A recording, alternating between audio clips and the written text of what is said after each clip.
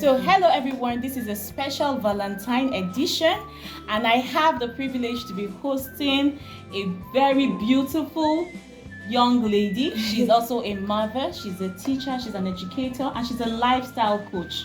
Right? So today we're going to be having our conversation centered about relationship, marital, and even dating, courting, as the case may be. So thank you very much, and please be a part of this conversation. You're going to be learning exciting, views. So let me know, what are some of the questions you have for us today? Okay, thank you so much for having me. It's an honor. Yeah. It's also my pleasure. Well, I have some very deep and rooted questions to ask because we face it generally in our relationship. Okay. Well, my first question is, we know that the world is evolving and women are becoming pioneers in the business sectors. Like women are chasing their careers now. Gone are the days where we're strictly to the kitchen. So I want to know, how does a woman navigate her family life and her career? Okay, very interesting question. How does a woman navigate her family life and her career?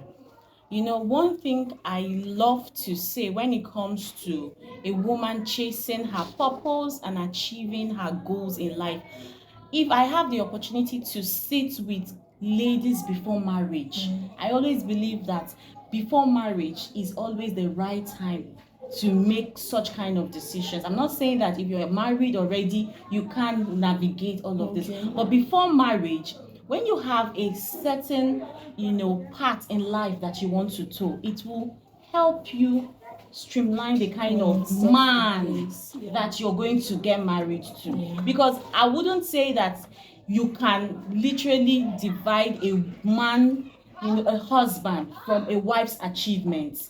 There's so much that the man plays into her life, because it's the man that will give her the space, it's the man that would give her the support, it's the man that would allow her to be who that God has created her to be. So the starting point, I would say, is when you are still single, who do you want to be? And when you decide who you want to be and what you want to achieve in life, it will help you decide the kind of man that will support that vision. So I'll use myself as an example. When I was single, I had different suitors, but the truth is that my vision was clear. I have been definitely very focused from a very, very early age. I have been very focused. So I had high values and I had high standards. And that really helped me to select from the multitude of suitors that were coming my way. It made me not settle for just material things. I was looking for content. I remember telling myself that I want a man that can help me become a better version of myself. So that really helped me. When I had suitors, I had the wealthy, I had those driving, but then their perception to life was just vague. They were not really chasing after anything. They just wanted to be ordinary, but good guys, making money, but just being an ordinary person. I needed more. I didn't want to live an ordinary, boring life. I needed someone I could do adventure, I could do things like this, someone I can stand on the stage and speak with. And I'm sure that really helped me. When my husband came along, with all of the passion and all of the, life purpose and all, I was like, this is it. And the truth is that he didn't have all the material things, he didn't have all the flashy things, but I saw what I really wanted. And for me, that really helped me. And then coming into marriage, I knew that, okay, marriage is not the end. It's not the destination. It's a platform. So I got married and I didn't settle. So, but then it's not like I had it all figured out. But at least I had a vision. I wanted to run a school. The vision was there before I got married. So when I was sharing the vision with my husband, he gave me the vibes I needed, that he was going to support me. So imagine I didn't have this vision of owning a school and I just married a man that wanted a simple life. And the truth is that we started the school from our sitting room. Yes. So preparing his mind before marriage even made me receive the kind of support I needed. So imagine a man that just wanted the whole perfect and quiet life. And then suddenly, in between, you're telling him, I want to start his school. And it's like, sis, go and rent an apartment. And we don't have the funds for it. Getting that telling him about that after marriage would have caused a lot of issues, because like, I'm not ready for this. I didn't know that you were going to be running a school. It's capital intensive and all of that. But because he already knew before marriage, we had already planned, okay, this is what we're going to do. We start from our sitting room. It made it easier. It definitely made it easier. So it's easier. A woman knows who she is before getting into marriage. Okay, thank you so much. That has really helped me, because as a single mom now, I now understand that for me to have it easy for me when I become married, I should be able to like set my pace, know what I want, and then while looking for accepting a suitor, we should align with our mindset. Your values, your beliefs, and your visions must align. You must be on the same page. Thank you so much. Another question again, and this is very personal. You know, with the chaotic schedules that comes with pursuing career, or even the children, just taking care of. Let's leave the career side. Maybe as a stay-home mom. Okay. The whole taking care of children is never easy, and the husband's it's a full-time job. Yes. Then supposedly you are now a career woman. How does couple, or how do couple balance their romantic life? Like, how do they keep that fire burning? Okay, so are you talking about a stay-home mom or a career mom? Like both. Okay, for both. All right, so how do couples keep their relationship burning? It's very important, because I've literally been married for 9 years. Wow. And to be honest, I wouldn't say there's something extraordinary that I did. Okay. There is not really anything extraordinary that I did. But one thing, because I've been in relationships before I got married, right? So I have had relationships that I used a lot of effort. Okay. You know, I put in a lot of effort, and it didn't work. And then this one, there's no effort, and it's flowing. So what can I really say is the foundation? So you guys are just like beautiful. So I feel like if you are with the one for you, everything is romantic. Even your quarrels. Is romantic. You don't need to go the extra mile.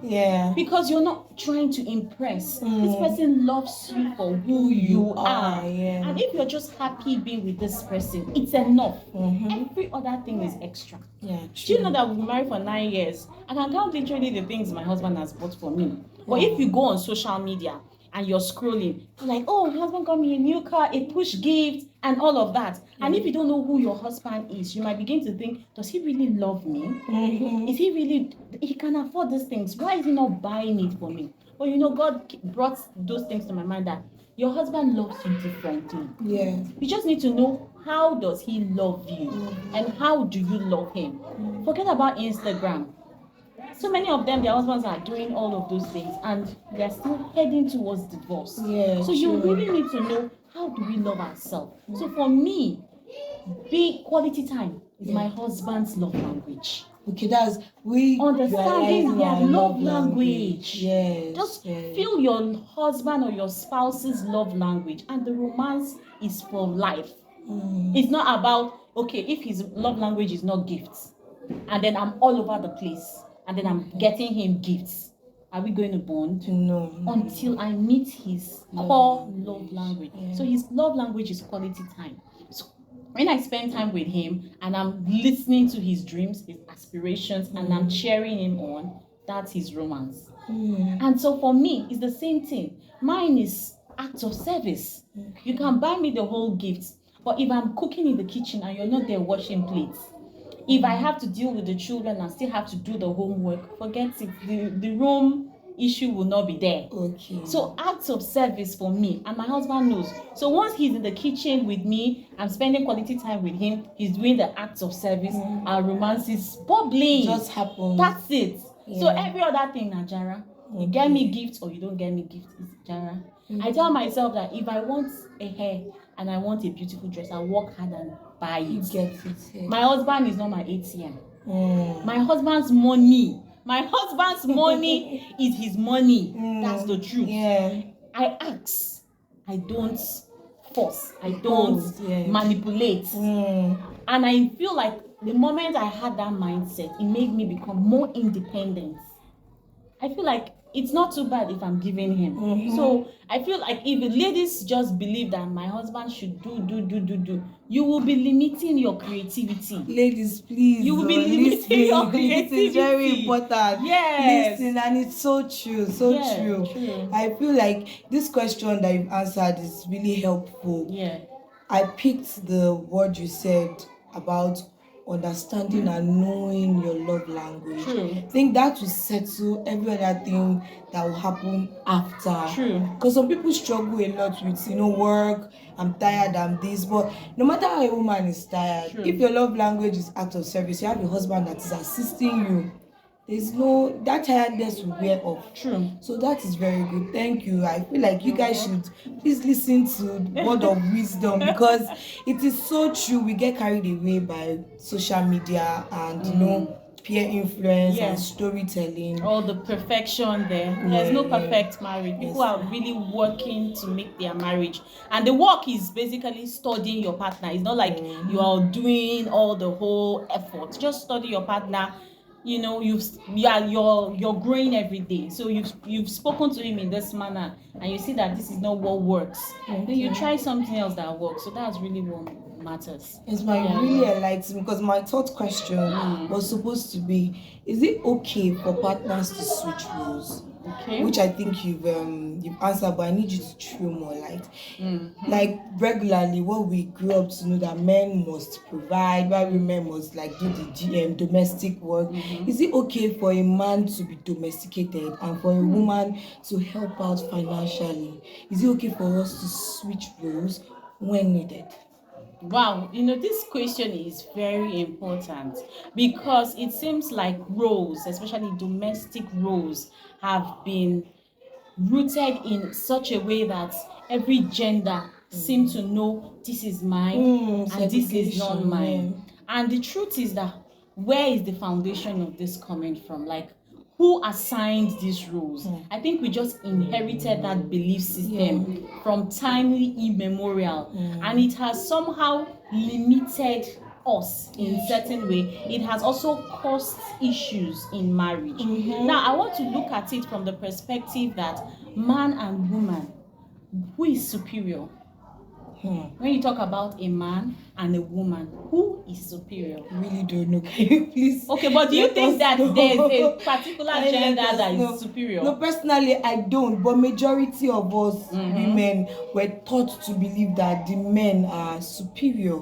So me, I don't see that there is superiority in relationship, especially marriage. So the truth is that when God created man and he created women, he created us in his image and in his likeness. So we are equal in the eyes of God. We are just different expressions of God.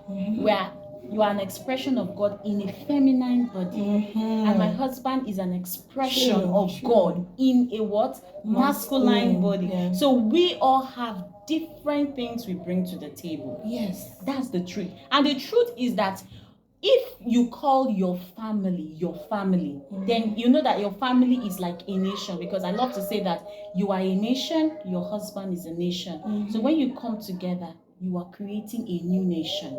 And they know that for a nation to thrive, the both parties have to work together. So every nation should have their own code of conduct. You don't adopt the conduct from your previous family. You do what works.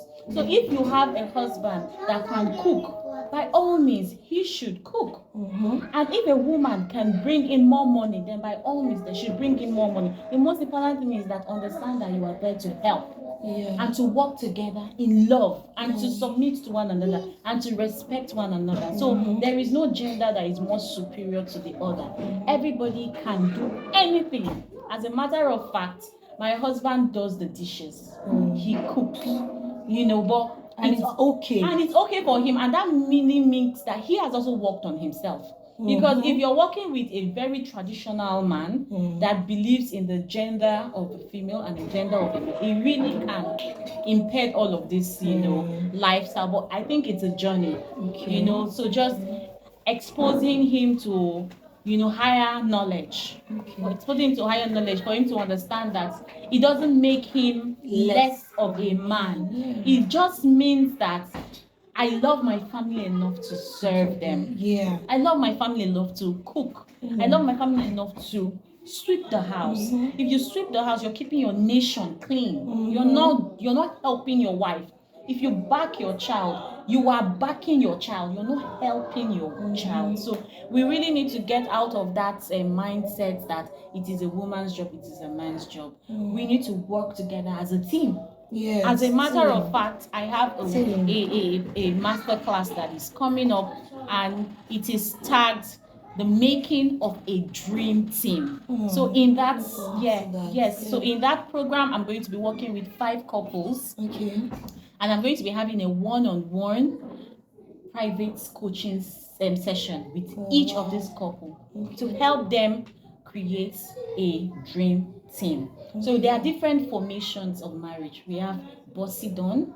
So that in that formation is where the man is the head. This is where the man is the boss and the wife is the slave. Then we also have the brethren. The brethren formation is where the two of you are just faking it and you're acting perfect outside, and this is actually seen most of the times in Christian relationship. So it's just like you're doing your own thing, so you're like brothers in the marriage. There's no spark, there's no emotions in there, so everybody is just hypocrites and all of that. So we have hypocrisy happens in marriage. Yes, it does happen in marriage. When husband and wife, they know that they have not even slept together for so long, but they go out there and they are putting on a show for the world, acting like the perfect couple, but they could be sleeping apart. So they are just in the marriage for the sake of avoiding scandal, that my marriage is broken. They are truly not happy with themselves, and as a matter of fact, they could even be having extramarital affairs because they don't even know what they are doing. But they are not solving the problem. Everybody is just complacent. So they are like, oh, let's keep putting up a united front so that the ministry is running out there. And people say, oh, I'm married and all of that. But you are you're married but single. So that's the brethren formation. There's no love there. But a dream team marriage is where the husband and the wife, they understand that they are players and they are team players. So they have to work together as a team, to make the marriage work. So nobody sees himself as I'm better than you. When that imbalance is there, definitely someone will feel like this is the limit to what I can do, and this is the limit to what I can do. So when there's a gap, nobody fills it in. So, but as team players, just like the concluded, football match, everybody on the field played on the same level. To do what? To score a goal. So you can't say, oh, I'm the defender, I can't do what the striker is doing. But if the ball comes to you, what do? You shoot to ensure that you're getting that goal. And when the goal goes in there, everybody takes the glory. So nobody says, oh, the husband that made it work or the wife made it. We made it work. Yes. So as we come to the end of this session, I just hope that you learned something new and you're going to be part of my coaching session that is coming up, the making of a dream team. So I'm going to be working with 5 couples to help them understand where they are in their marriage and how they can take it to bliss. Thank you so much. Thank you so much. You really impacted me. Oh, thank you so much. You guys will always tune into this channel and get words of wisdom. Thank you, ma'am. Bye.